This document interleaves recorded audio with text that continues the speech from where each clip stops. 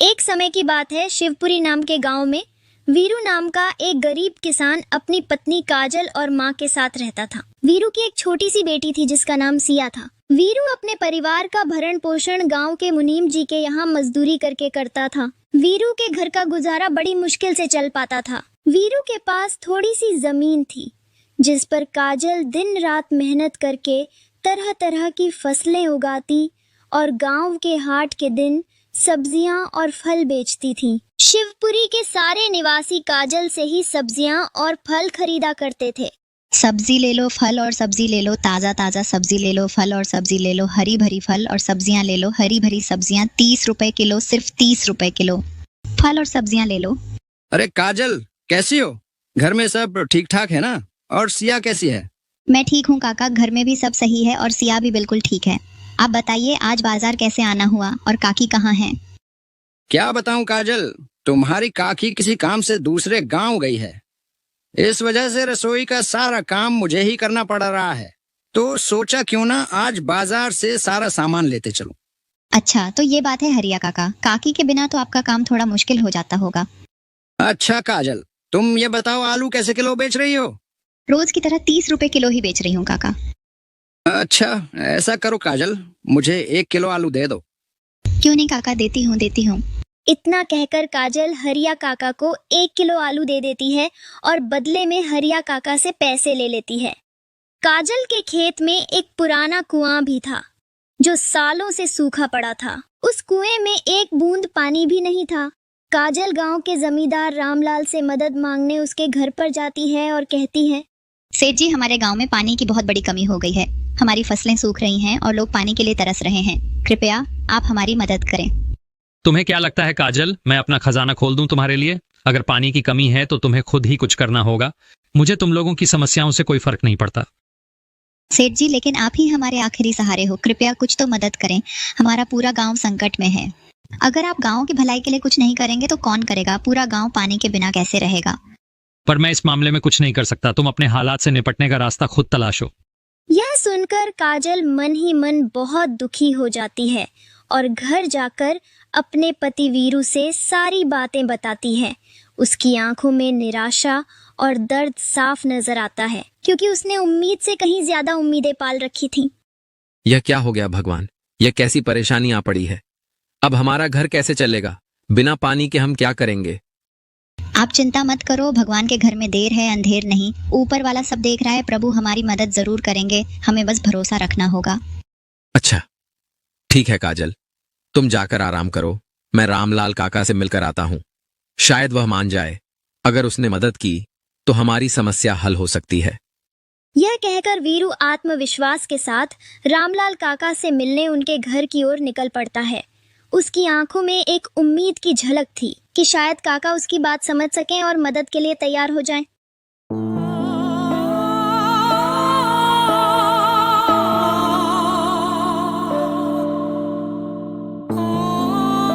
रामलाल काका, अरे ओ रामलाल काका, घर में हो कि नहीं? अरे कौन है भाई, रुको आता हूँ। अरे वीरू, तुम हो? मेरे घर कैसे आना हुआ? कोई खास बात है या बस यूं ही आ गए हो? रामलाल काका, मुझे काजल ने बताया कि आपने हमारी मदद करने से मना कर दिया। आप तो जानते ही हैं हमारे गांव में पानी की कितनी बड़ी कमी है। फसलें सूख रही हैं, लोग परेशान हैं और हम सब एक दूसरे की मदद के बिना कैसे गुजर करेंगे। मुझे तो यकीन ही नहीं हो रहा कि आप जैसे अच्छे इंसान ने ऐसा फैसला लिया। वीरू, मैं जानता हूं कि तुम्हारी परेशानियां सच हैं, लेकिन मुझे अपनी भी कुछ जिम्मेदारियां निभानी हैं। गांव के लोग भी मेरी मदद के लिए आएंगे और फिर मैं कैसे सबको संतुष्ट कर पाऊंगा? यही नहीं, मेरी भी स्थिति इतनी मजबूत नहीं है कि मैं सबकी मदद कर सकूं। तुम्हें यह समझना होगा, मैं तुम्हारे दुख में साझीदार तो हूं, पर मैं अब और कुछ नहीं कर सकता। काका, मुझे पता है कि आपकी भी मुश्किलें हैं, लेकिन क्या आपने कभी सोचा है कि अगर आज हम एक दूसरे की मदद नहीं करेंगे तो आने वाले समय में हम सब और भी बड़ी परेशानियों का सामना करेंगे।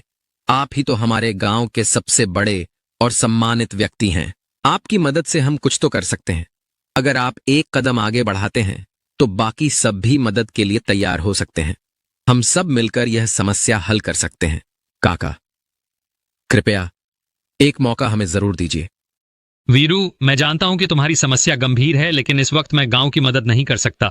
मेरी भी कई जिम्मेदारियां हैं और अगर मैंने तुम्हारी मदद की तो फिर बाकी लोग भी यही उम्मीद करेंगे। मैं सबका बोझ नहीं उठा सकता और इस समय मेरी हालत ऐसी नहीं है कि किसी और की मदद कर सकूं। मुझे खेद है पर मैं इस बार कुछ नहीं कर सकता। वीरू के चेहरे पर निराशा की लकीरें साफ दिखाई दे रही थीं। रामलाल काका से मदद की उम्मीद टूटने के बाद वह धीमे धीमे कदम बढ़ाता हुआ घर की ओर बढ़ने लगा। उसका मन भारी था, जैसे हर कदम उसे और भी गहरी मुसीबत की ओर ले जा रहा हो, और उसे यह समझ नहीं आ रहा था कि अब किससे मदद मांगे। क्या हुआ? रामलाल काका ने क्या कहा? काजल काका ने साफ मना कर दिया। उन्होंने कहा कि वो गांव की मदद नहीं कर सकते, उनकी भी अपनी परेशानियां हैं। तो अब हम क्या करेंगे? गांव वालों की उम्मीदें भी हमसे जुड़ी हैं। अगर काका ने मना कर दिया तो हमारे पास कोई और रास्ता है क्या? काजल, मैं समझता हूं कि हालात मुश्किल हैं, लेकिन हमें कोई ना कोई हल ढूंढना होगा। अगर काका ने मना कर दिया तो क्या हुआ? हम अपनी कोशिशें जारी रखेंगे। अगर काका ने मना कर दिया है तो अब हम किसी से मदद की उम्मीद नहीं करेंगे। हमें खुद ही कुछ करना होगा, चाहे हालात कितने भी मुश्किल क्यों ना हो। अच्छा, वो जो हमारा पुराना कुआं है उसको खुदवाने में कितना खर्च लगेगा?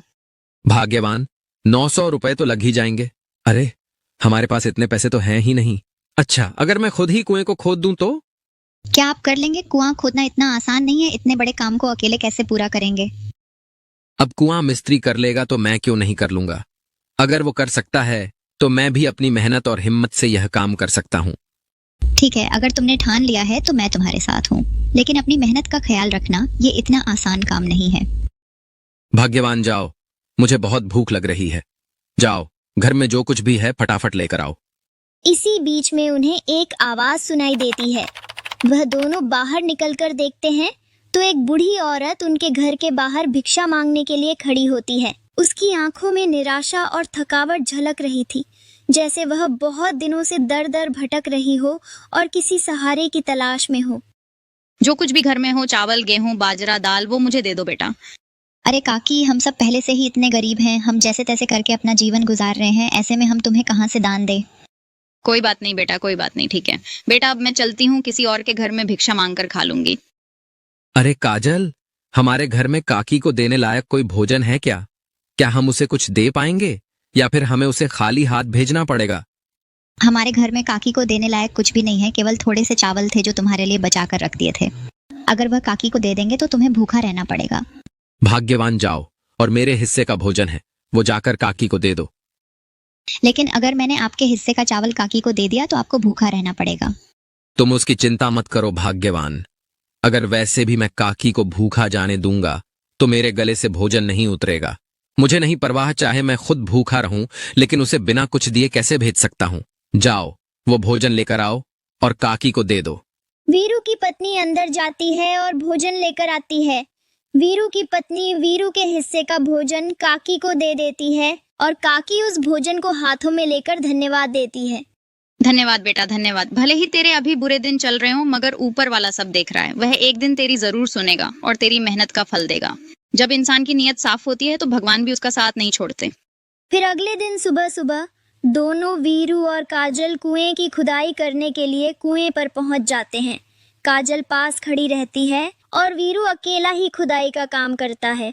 वह मिट्टी को खोदता है, पसीना बहाता है, लेकिन उसकी आंखों में उम्मीद और अपने परिवार के लिए कुछ करने की ताकत दिखती है।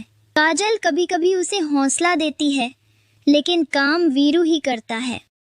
कुछ देर काम करने के बाद अचानक से कुएं के अंदर से एक पत्थर के नीचे से पानी निकलने लगता है। यह देखकर वीरू का चेहरा आश्चर्य से भर जाता है और उसकी खुशी का ठिकाना नहीं रहता और धीरे धीरे पानी को बहते हुए देखता है। वीरू को यकीन नहीं होता कि उसकी मेहनत रंग लाई है और उसका सपना सच हुआ है।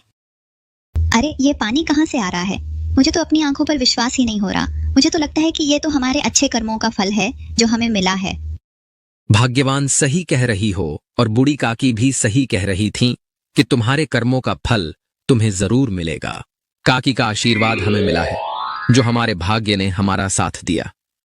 नमस्कार दोस्तों, आपका साथ हमारे लिए बेहद खास है और हम हर वीडियो में अपने दिल और मेहनत से बेहतरीन कहानियाँ बनाने की कोशिश करते हैं ताकि आपको कुछ ऐसा मिल सके जो आपकी सोच को छू जाए। इसलिए हम आपसे एक गुजारिश करना चाहते हैं, अगर आपको हमारी कहानियाँ पसंद आए तो इसे लाइक करें, अपने दोस्तों के साथ इस अनमोल ज्ञान को शेयर करें और यदि आपने अभी तक चैनल को सब्सक्राइब नहीं किया है तो जल्दी से कर लें। सब्सक्राइब करने के साथ ही बेल आइकन को भी दबाएं ताकि आपको हमारे नए वीडियो की नोटिफिकेशन सबसे पहले मिले।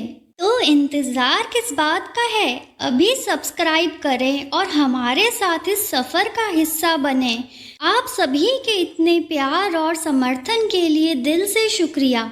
मिलते हैं अगली वीडियो में। इसी तरह की रोचक और मनोरंजक कहानियाँ देखने के लिए हमारे चैनल को सब्सक्राइब करें और बेल आइकन का बटन भी दबा दें ताकि आपको आने वाले हर कहानी की नोटिफिकेशन सबसे पहले मिल सके।